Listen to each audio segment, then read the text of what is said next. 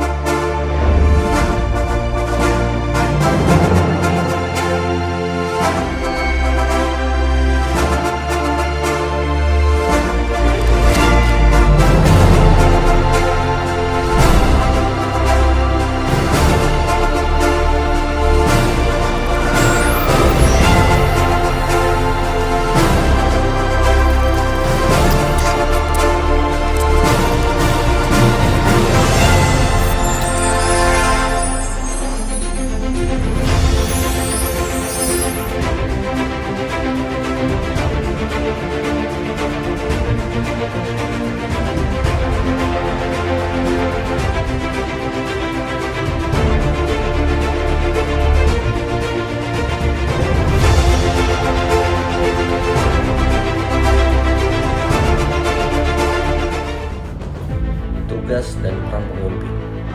Pemimpin yang baik harus dapat menjalankan tugas dan perannya sebagai pemotor penggerak bagi organisasi atau usaha yang dijalankannya. Ronald Krauss dengan konsep Sparkle merangkum tugas seorang pemimpin. Model Sparkle atau sinar yaitu ada 5. Yaitu yang pertama adalah share value, yang kedua adalah purpose, yang ketiga adalah accomplishment, yang keempat adalah R atau responsible, yang kelima adalah K knowledge, yang keenam adalah L leader, yang ketujuh adalah E example. Menurut konsep ini, tugas seorang pemimpin adalah yang pertama yaitu tugas utama seorang pemimpin adalah membuat visi, nilai, cita-cita bersama dalam organisasi atau share value. Kemudian yang kedua adalah seorang pemimpin harus memiliki tujuan yang jelas dan real dan juga konkret, yaitu purpose. Yang ketiga adalah tujuan tersebut harus dapat dicapai atau accomplishment. Yang keempat, apapun yang terjadi dalam keberhasilan atau kegagalan pencapaian tujuan bersama merupakan tanggung jawab pemimpin atau responsible. Yang kelima, seorang pemimpin harus mampu mengambil keputusan dengan perubahan lingkungan, internal ataupun eksternal. Oleh karena itu, pemimpin harus selalu mengembangkan diri dalam belajar, yaitu knowledge. Yang keenam, seorang pemimpin harus memberi kesempatan anggota lain untuk menjadi pemimpin di kemudian hari. Dia juga menyediakan fasilitas dan kemudahan sehingga anggota organisasi dapat mencapai tujuannya. Jadi tugas tanggung jawabnya yaitu leader. Yang ketujuh atau yang terakhir adalah seorang pemimpin harus menjadi contoh panutan dalam bersikap, bertutur dan bertindak, yaitu sebagai contoh yaitu example.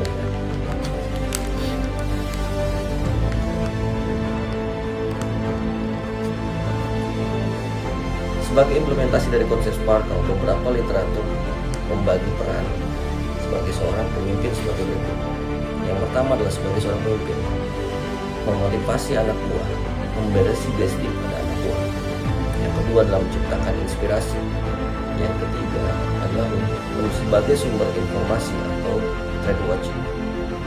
Yang keempat, konseptor, visi, misi, goal.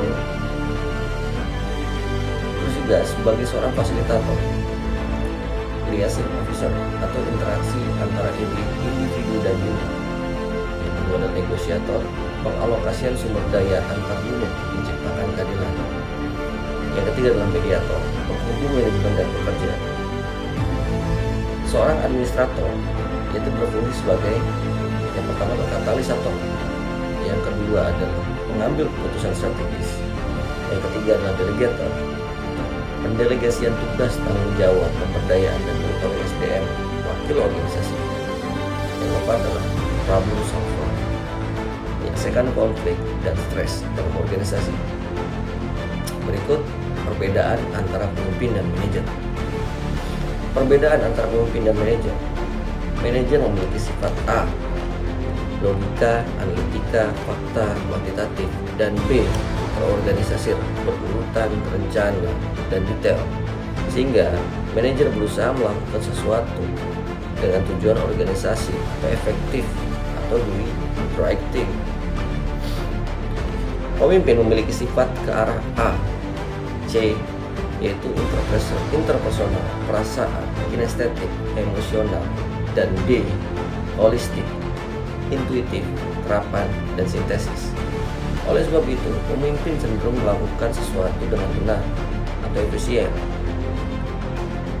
atau doing the right thing.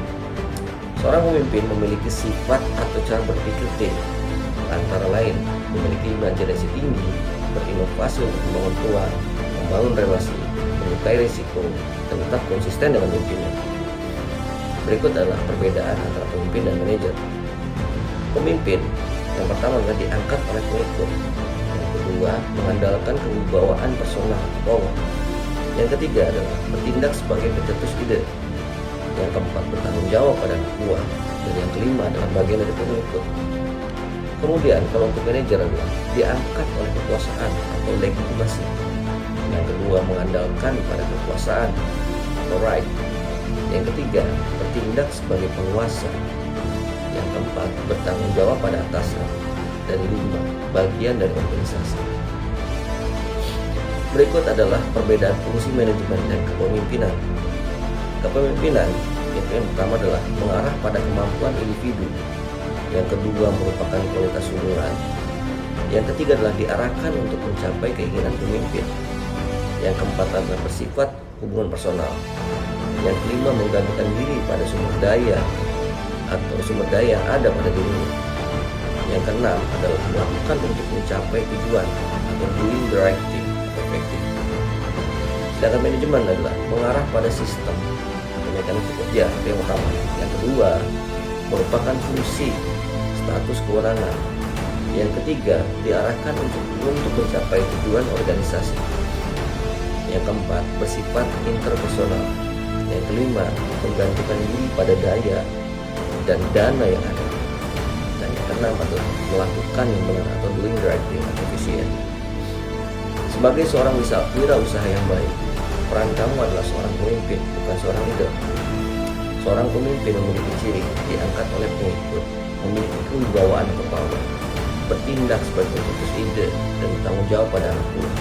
Hal ini sangat berbeda dengan seorang manajer yang diangkat karena sebuah legitimasi, mengandalkan kekuasaan, dan bertindak sebagai penguasa, dan bertanggung jawab pada atasan. Mungkin itu adalah video atau part 6 yang terakhir dari bahasan bagaimana menjadi seorang pemimpin yang baik. So, sampai ketemu di video selanjutnya ya. Bye. Ciao.